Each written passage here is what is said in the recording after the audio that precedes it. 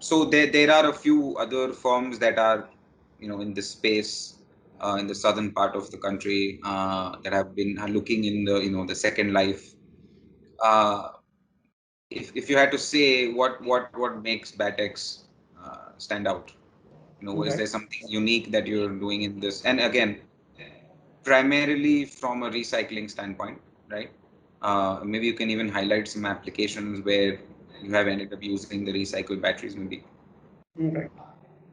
Yeah, so right now, if we talk about the major, recycling system, so right now India is increase, the volumes are going to increase.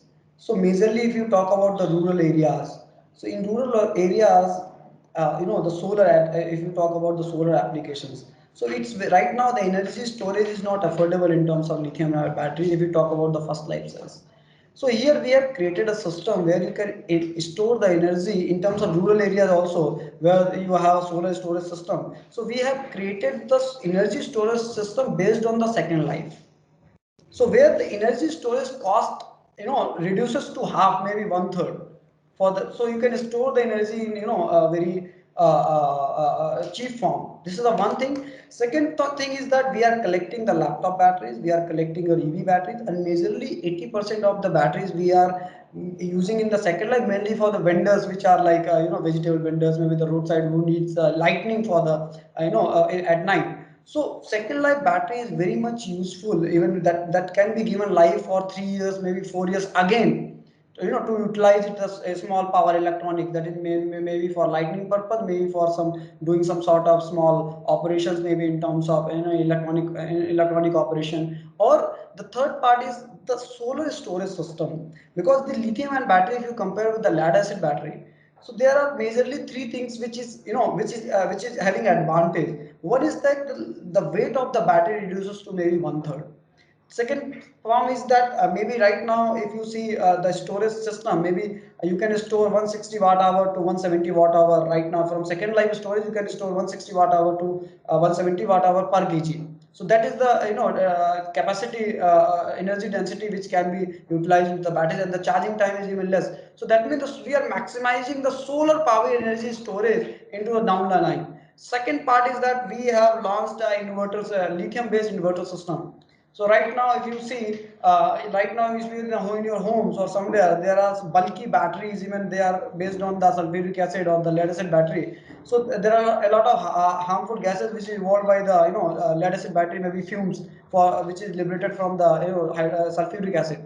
So what we have done is we have launched a wall mounted inverter system which consists of the battery and inverter in the single unit. And we are, we are now in planning a strategy to replace the lead acid home inverter battery systems with the lithium ion battery system, and all the systems are we are doing with the help of second life battery storage, and we are giving around 3 to 4 years warranty from the second life battery.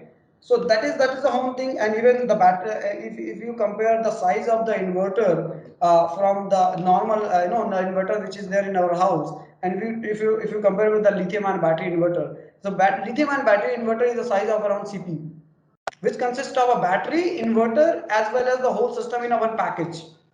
So that this all we are going to do with the, second life battery. When we are we have already launched, and few of the systems are working into the, maybe Delhi NCR in the Uttar Pradesh region. So that means the energy storage cost we have reduced up to maybe half, maybe one third, in terms of if you are going to use the second life battery storage. Also, the laptop batteries which you are scrapping, we are collecting the laptop batteries and we are sorting the batteries. These batteries we are utilizing into the, the lightning purpose for the small vendors, which is, roadside vendors or the vegetable vendors, or in a shop. So that we are creating with the second life, and more or less moving forward with the recycling process. So in the recycling process, the major thing which we have done is the all type of chemistries you can process in the same line. So that means you don't need a different lines to process either a LFP. Even LFP also is a big challenge to recycle the LFP batteries, because the LFP battery you don't have a cobalt, nickel, or any other component. You have only have a iron and a lithium, right? So now we have developed the process with the same line, only the shredders are different. There is a modular system. Once you are putting the batteries, whatever the material it have, it will precipitate on its desired station. Second point is that we have made a chemistry agnostic system. And second point is that we can process all sizes battery in the same system. And the third part is that I want to highlight that when no one is talking about the graphite, the anode. So if you break the battery battery structure, so maybe 10% is the steel, and then your 7-8% is the copper, 11% is your aluminum, the copper foils, and then you have a 5% of the plastic, and remaining 45% to 50% is your anode and cathode, where 20 to 22% is your cathode consists of your cobalt, nickel, manganese, lithium, and even 20% of the whole battery consists of your anode. And that means we have to focus on the graphite also. India, if you see the graphite which is there in the anode, 20% of the whole cell weightage is given by the graphite. So we are the ones who are also extracting graphite out of the cell, and that cell is having a special type of graphite that is called CSPG graphite. That is a asphalt coated graphite which is there on the anode part. So we are recovering that graphite, and we are in the process to utilize that graphite again into the cell. And India right now is having a gap of supply chain material. Because of the supply chain gap, that's why we are not manufacturing the cell, right? So we are into the space where we will, fill some gap of these materials, maybe for graphite, maybe for nickel, maybe for your manganese, whatever the volumes we are having. It is projected that we will be having, maybe $1,000 billion industry in the coming down line.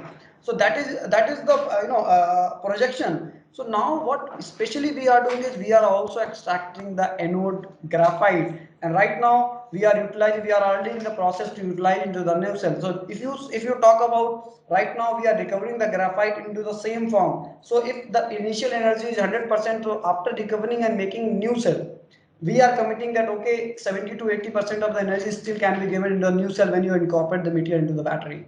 So graphite extraction is also a major challenge because India don't have that special graphite. And even if you talk about other industries, graphite can be given for maybe if it refractories can be foundries, or maybe crucibles, lubricants we are using graphite. So that means if we are recovering the graphite, it's not only the lithium or cobalt. Graphite is also having a great having a great market in coming down if you are looking for a battery manufacturing.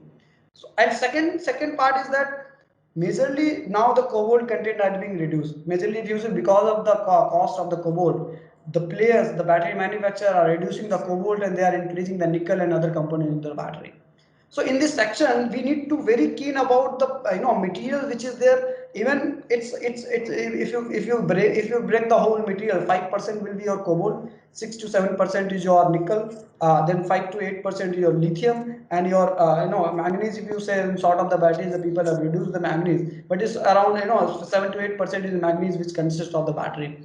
So the whole bracket, if you see, and even all the batteries having some different structure. I'm not committing that this is the actual percentage. It may range from 3 to 5%. Whatever the composition is there.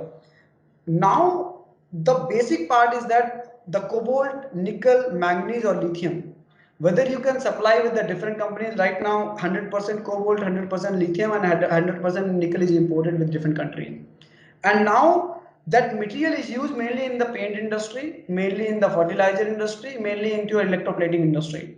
So now we are here to fill the gap in terms of these industries, to give the cobalt supply, to give the nickel supply, to give your manganese supply. Because majorly these materials are imported into different countries, mainly from the China, or maybe from the Africa. Because and China is having 100% dominance, 100% command onto the graphite. So we are there, which are constantly working on the product, that whatever we are receiving, we are going to incorporate into a new cell. And still we are we are into the phase where we can give 50 to 60% of the energy of the initial material to the new cell. So that's how the whole model we are going to create, that we will recover the materials from the cell. Even electrolyte also we are recovering it from the cell. So that means your electrolyte, graphite, cobalt, and even we only need your sealing equipments to seal the battery, which already we have. So you can see we are going to create a supply chain inside the country to enhance the battery manufacturing inside the country. because the constraint is only your materials. If we can fulfill the gap of the materials, the battery manufacturing can be done, in house in our country. Absolutely. Yeah, very rightly said.